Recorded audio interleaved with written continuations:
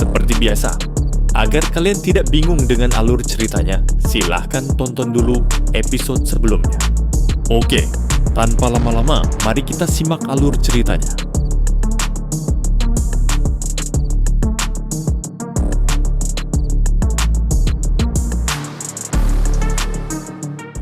Di Danau Naga di luar kota setan langit, ada banyak sekali prajurit iblis yang menjaga Danau Naga sepanjang tahun. Ada juga banyak ahli tersembunyi dari ibu kota yang menghabiskan waktu mereka untuk berkultivasi di sini. Sebesar apapun peristiwa yang terjadi, kecuali jika itu menargetkan Danau Naga, mereka tidak akan muncul. Berkat energi spiritual iblis yang kuat di sini, bahkan pembalasan ilahi 10 tahun lalu tidak menimbulkan kerusakan apapun di sini. Air di Danau Naga dipenuhi energi spiritual iblis. Ada dunia lain di dasar danau. Sebuah penghalang energi spiritual iblis menghalangi jalan menuju gua bawah tanah. Ada sebuah patung di dalam gua bawah tanah. Patung ini benar-benar hitam dan tampak persis seperti iblis kuno. Saat ini ada cahaya iblis yang keluar dari mata patung itu. Ada kolam lain di bawah patung itu. Kolam ini tidak banyak berisi cairan, tetapi cairannya menjadi sangat lengket. Wang Lin saat ini sedang duduk dalam posisi lotus di dalam kolam ini. Ia masih mengenakan baju zirah, tetapi matanya tertutup. Pria besar yang tampak seperti Ling Tianho itu duduk di depan Wang Lin. Ia sepenuhnya terbungkus dalam kristal ungu, dan erosi di tubuhnya perlahan pulih. Untaian cahaya iblis keluar dari patung itu dan memasuki tubuh Wang Lin. Setiap kali cahaya iblis memasuki tubuh Wang Lin, ia gemetar. Iblis di dalam jiwa asalnya telah ditekan dengan bantuan iblis kuno. Iblis saat itu sedang koma, tetapi tujuan Wang Lin bukan hanya untuk menekan, tetapi juga melahapnya. Dia akan melahap iblis yang tersebar ini untuk membantu meningkatkan kultivasinya sendiri. Namun iblis yang tersebar ini terlalu besar dan tidak bisa dengan mudah ditelannya. Wang Lin telah duduk di kolam ini selama beberapa bulan sambil perlahan melahap iblis itu. Tetapi ia masih belum berhasil melahapnya sepenuhnya. Meskipun demikian, Wang Lin terus menciptakan batasan yang tak terhitung jumlahnya dan menerapkannya pada iblis. Setelah beberapa bulan, batasan yang tak terhitung jumlahnya telah diterapkan pada iblis. Selain itu, dengan bantuan iblis kuno, Wang Lin mampu meninggalkan jejak pada jiwa iblis yang terpencar. Namun, iblis yang terpencar itu terlalu kuat, sehingga jejaknya sangat lemah. Hanya seiring berjalannya waktu, Wang Lin dapat terus mengukir jejak pada iblis tersebut, hingga ia dapat mengendalikannya sepenuhnya. Pada hari ini, Wang Lin membuka matanya. Ada kilatan cahaya jahat di matanya. Aku tak mampu melahap iblis ini dengan kultivasiku saat ini. Aku hanya bisa terus mengukir jejak pada jiwa iblis itu, dan suatu hari nanti, aku akan mampu mengendalikannya. Saat itu tiba, daripada melahap iblis ini, pilihan lain adalah memurnikannya menjadi jiwa asal keduaku. Jiwa asal kedua adalah mantra unik yang dapat digunakan oleh para kultivator setelah mencapai tahap ascendant. Namun, mantra ini tidak dapat digunakan oleh semua orang. Alasan utamanya adalah embrio yang digunakan untuk jiwa asal kedua. Kekuatan embrio menentukan tingkat keberhasilan penciptaan jiwa asal kedua. Begitu seorang kultivator gagal menciptakan jiwa asal kedua, mereka akan menerima serangan balik yang dahsyat. Selain itu, jiwa asal kedua menyebabkan kultivator menderita kerugian besar, sehingga sebagian besar kultivator ascendant memilih untuk tidak memurnikan jiwa asal kedua. Tak satupun kultivator ascendant yang pernah ditemui Wang Lin memiliki jiwa asal kedua, dan sangat sedikit kultivator di atas ascendant yang pernah ditemuinya memilikinya. Wang Lin berpikir, ini salah satu iblis yang tersebar dari iblis kuno. Hampir tidak ada embrio lain yang lebih cocok untuk menciptakan jiwa asal kedua. Aku 100% yakin bisa berhasil menciptakan jiwa asal kedua dengan ini. Saat ini jiwa dan raga asalku telah menyatu sepenuhnya, memperkuat kultivasi ascendanku. Karena sekarang sudah tidak ada lagi bahaya, ada beberapa hal yang harus segera kulakukan. Aku harus mendapatkan sisa-sisa energi pedang yang dibuat Ling Tianho. Sungguh sia-sia jika mereka berada di tangan murid-murid sampahnya. Mata Wang Lin berbinar, dan ia berdiri di dalam kolam. Baju zirah yang dikenakannya membuat dia tampak seperti jenderal iblis, dan dipadukan dengan rambutnya yang hitam panjang dan terurai, memberinya kesan iblis. Setelah menyentuh armor itu, ada sedikit kegembiraan di mata Wang Lin. Armor ini sangat kuat. Ada lapisan energi iblis yang tebal keluar dari armor itu. Namun, sayang sekali Wang Lin tidak bisa menyerapnya. Meskipun begitu, jika aku menggunakan jari iblis dengan zirah ini, aku khawatir kekuatannya akan jauh lebih besar daripada sungai dunia bawahku. Kultivasiku belum cukup tinggi untuk membuat zirah ini mengakuiku sebagai tuannya. Jadi, aku hanya bisa menggunakan sebagian kemampuannya. Namun, setelah aku memurnikan iblis yang tersebar menjadi jiwa asal keduaku, aku akan bisa menggunakan kekuatan penuh zirah ini. Wang Lin menyentuh zirah itu sebelum mengeluarkan sebuah gelang dari tas penyimpanannya. Saat gelang ini muncul, ia berubah menjadi sinar cahaya hitam yang melilit lengan Wang Lin dan mengambil bentuk. Apakah kau akan pergi? Suara iblis kuno datang dari patung itu. Wang Lin berbalik. Ia menangkupkan tangannya di depan patung itu dan berkata, "Iblis kuno senior telah menolongku 3 kali. Aku akan mengingatnya dalam hatiku. Kali ini aku akan memenuhi perjanjian yang telah kubuat. Namun, sebelum itu, ada beberapa hal yang harus kuselesaikan, dan aku membutuhkan bantuan iblis kuno senior." Iblis kuno merenung sejenak sebelum perlahan bertanya, "Apa yang penting?" Wang Lin merenung sejenak sebelum menepuk tas penyimpanannya. Ia mengeluarkan pagoda pemberian Zhou Yi saat itu. "Aku ingin mencari roh pedang. Menara ini memiliki indera ilahinya. Aku meminta bantuan iblis kuno senior untuk menemukannya."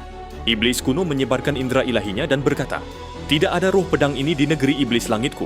Untuk tempat lain, aku tidak tahu. Negeri roh iblis terlalu luas untuk kucari. Jika kau bisa membantuku mengambil salah satu iblis kuno, aku akan bisa merapal mantra pencarian jarak jauh setelah menyerapnya. Saat ini mustahil bagiku untuk melakukannya dengan kekuatanku saat ini. Jika kau memiliki menara iblis kuno, kau juga bisa menyebarkan indera ilahimu." Wang Lin menarik pagoda dan mengangguk. Lalu ia menunjuk pria besar yang dikelilingi kristal ungu dan berkata, "Aku mau orang ini." Kali ini, iblis kuno merenung lebih lama, lalu berkata, "Aku akan memberikannya kepadamu. Tetapi kamu harus mengambilkan iblis kuno untukku dalam waktu 100 tahun. Mata Wang Lin berbinar dan dia mengangguk. "Aku ingin memasuki warisan iblis kuno dan memahami alam misterius itu. Menggunakannya untuk menyempurnakan mantraku. Masalah ini tidak sulit, tapi aku sudah membantumu berkali-kali dan memenuhi janjiku padamu. Kamu di sisi lain belum melakukan apapun, jadi kita bisa membicarakan ini setelah kamu mendapatkan kembali iblis kuno." Wang Lin tersenyum tipis. "Baiklah, tapi akan sulit bagiku melakukan ini hanya dengan satu orang. Mulai hari ini, kau adalah utusanku. Identitasmu kini berada di atas Kaisar Iblis. Negeri Iblis Langitku akan resmi memulai perang dengan negeri Iblis Api untuk membantumu. Setelah kau mencapai mata air iblis di ibu kota negeri Iblis Api, jangan lupakan mantra yang kuberikan padamu." Wang Lin menggenggam tangannya dan meraih pria besar yang dikelilingi kristal ungu itu. Ia lalu melangkah dan langsung meninggalkan Danau Naga. Dalam sekejap, ia menghilang tanpa jejak. Alasan dia meminta iblis kuno untuk mencari Zhou Yi dan mengizinkannya masuk ke dalam warisan adalah karena iblis kuno telah melakukan banyak hal untuknya. Jika dia bersikap seolah-olah tidak ada lagi keinginan yang harus dipenuhi, iblis kuno mungkin akan meragukan ketulusan hatinya. Kedua permintaan ini memang sesuatu yang ia ingin iblis kuno bantu, dan bukan sekadar hal-hal yang ia gunakan untuk mengulur waktu. Dengan begitu, iblis kuno akan lebih sabar. Wang Lin muncul dari kehampaan 5.000 km dari kota setan langit. Ia memandangi kristal di tangannya sebelum memasukkannya ke dalam tas penyimpanannya. Orang ini pasti ada hubungannya dengan pendekar pedang Ling Tianhou. Mungkin dia akan berguna di masa depan. Mata Wang Lin menunjukkan ekspresi merenung. Kemudian, ia melangkah maju sekali lagi dan menggunakan mantra teleportasi yang lebih besar. Wang Lin terus berteleportasi. Targetnya adalah tempat Zishu meninggal. Ia tidak mau menyerahkannya begitu saja, jadi ia harus memeriksanya. Lagi pula, energi pedang Ling Tianhou terlalu berharga. Mantra teleportasi agung adalah mantra yang sangat kuat. Setelah merapalnya beberapa kali, Wang Lin memasuki negeri iblis api. Zishu telah mati di hutan, dan sebagian besar tanaman di sana telah layu. Puing-puing dan mayat-mayat membusuk berserakan di mana-mana. Lagi pula, sudah beberapa bulan berlalu. Namun mayat Zishu masih ada di sini. Ada cahaya keemasan samar yang keluar dari mayatnya. Dan ada banyak sekali hewan dan burung di sekitarnya.